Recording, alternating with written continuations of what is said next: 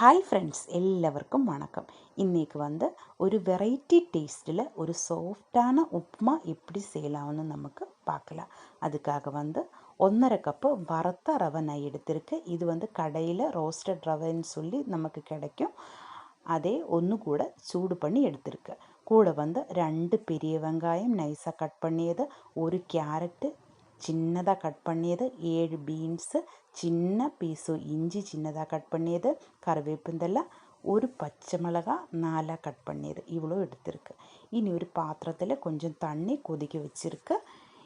இனி நமக்கு உப்புமா தயார் பண்ணிக்கலாம். அதுக்காக ஒரு கடாயை அடுப்பில் வச்சு சூடு பண்ணியிருக்கு. அதிலேக்கு நமக்கு 2 டேபிள் ஸ்பூன் நெய் ஊற்றிக்கலாம். இந்த நெய் நம்ம வீட்டிலே தயாரித்த நெய் தான். எப்போவுமே நான் வீட்டிலே தயாரித்த நெய் தான் யூஸ் பண்ணோம், வெளியிலே வாங்கிறதே இல்லை. நம்ம வீட்டிலே வாங்குகிற பாலிலேருந்து எடையை மாற்றி வச்சு தான் இந்த நெய் தயார் பண்ணி எடுத்துடும். இப்போ நல்ல சூடாய நெய்யிலேக்கு நான் கடுகு போட்டிருக்கு. கடுகு நல்லா பொட்டியதுக்கப்புறமா நமக்கு ஒரு டேபிள் ஸ்பூன் உளுத்தம்பருப்பு அதிலேக்கு போடலாம். இந்த டைமில் ஸ்டவ் சிம்மில் வச்சுக்கோங்க. கொஞ்சம் கூட தீஞ்சு போகக்கூடாது. நம்ம உளுத்தம்பருப்பிൻ്റെ டேஸ்ட்டு உப்புமாவுக்கு நல்லதாக இருக்கும், சூப்பர் டேஸ்ட்டாக இருக்கும். இப்படியே நல்லா கலர் விட்டுக்கோங்க. பின்னாடி நம்ம நைஸாக கட் பண்ணி வச்சுருந்த பெரிய வெங்காயம், பச்சை மிளகாய், கருவேப்பிந்தலை, இஞ்சி இவையெல்லாம் போட்டு நல்லா வணக்கி எடுக்கலாம். நல்லா வணங்கணும், அந்த பச்சை வாசம் எல்லாம் போகணும். அதுக்காக நம்ம உப்பு போட்டு வணக்கி எடுக்கலாம். அப்போது நல்லா சீக்கிரமாக வணங்கி வந்துடும். இப்படியே தான் உப்பு போடலாம், அப்போது சீக்கிரமாக வணங்கி வந்துடும். இது வணங்கியதுக்கப்புறமா நம்ம கட் பண்ணி வச்சுருந்த கேரட்டு, அதே மாதிரி பீன்ஸு இதையும் போட்டு நல்லா கலர் விட்டு வணக்கி எடுக்கலாம். கொஞ்ச நேரம் வணக்கணும், ഇതിൻ്റെ பச்சை வாசம் எல்லாம் போகணும். எப்போவுமே வெஜிடபிள்ஸுக்கெல்லாம் ஒரு பச்சை வாசம் இருக்கும். அது எண்ணெயில் அல்லச்ச நெய்யிலெல்லாம் வணங்கும்போது அந்த பச்சை வாசம் போயிடும்.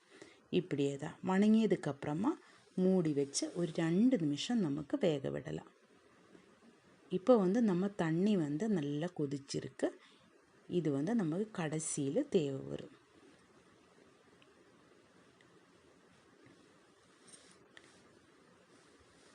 இனி மூடியை திறந்து നമുക്ക്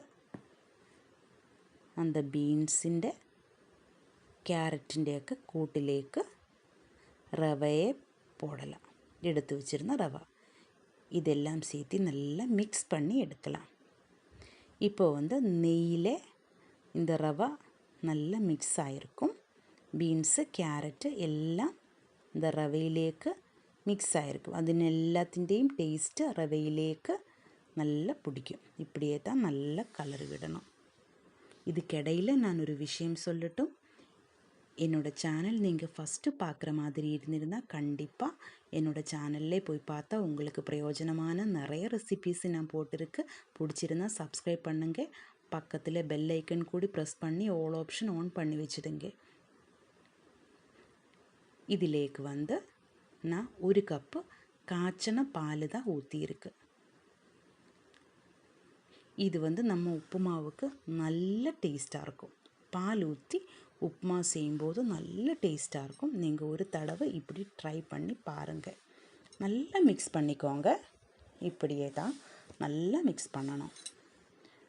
இனி கொஞ்சமாக சுகர், இது ஆப்ஷனல் தான், உங்களுக்கு பிடிச்சா மட்டும் போட்டால் போதும். சுகர் பேஷண்ட்ஸொക്കെ இருந்தால் அவங்களுக்கு சாப்பிட முடியாது, அதனால உங்களுக்கு பிடிச்சா மட்டும் போட்டால் போதும். ஆனால் போட்டிருந்தால் சூப்பர் டேஸ்ட்டாக இருக்கும். இப்படியே தான் அதையும் போட்டு நல்லா கலர் விட்டுக்கோங்க. இனி நம்ம கொதிச்சிட்டு இருந்தால் தண்ணியை கொஞ்சம் கொஞ்சமாக இந்த ரவையிலேக்கு சேர்த்திக்கலாம். இதே நல்லா கலரி விட்டு மிக்ஸ் பண்ணி எடுத்துக்கோங்க. இப்படியே தான் நல்லா கலர் விட்டுக்கோங்க. பார்த்து தண்ணி ஊற்றணும், நிறைய ஊற்றக்கூடாது. இப்படியே தான் எல்லாமே ஒட்டுக்கா சேர்த்து இப்படி வச்சதுக்கப்புறமா மூடி வச்சு ஒரு 5 நிமிஷம் நமக்கு இந்த ரவையெல்லாம் வேக விடலாம். இப்படியே தான் வைக்கணும்.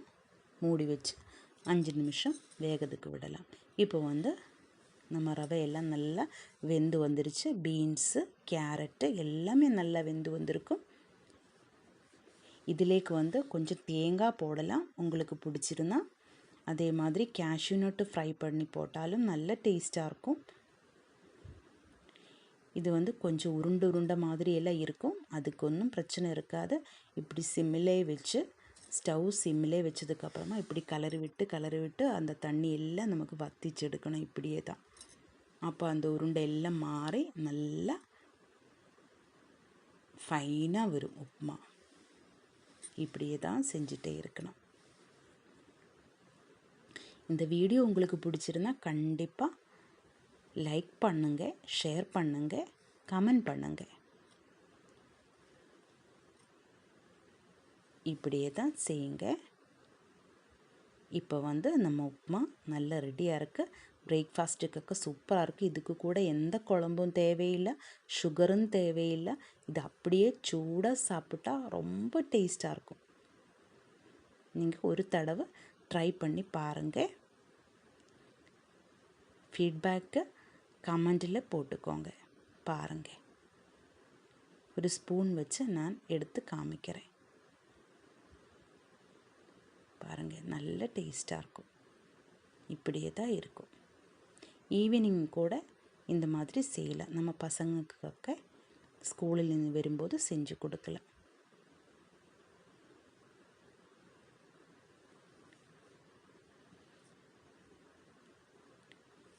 தேங்க்யூ.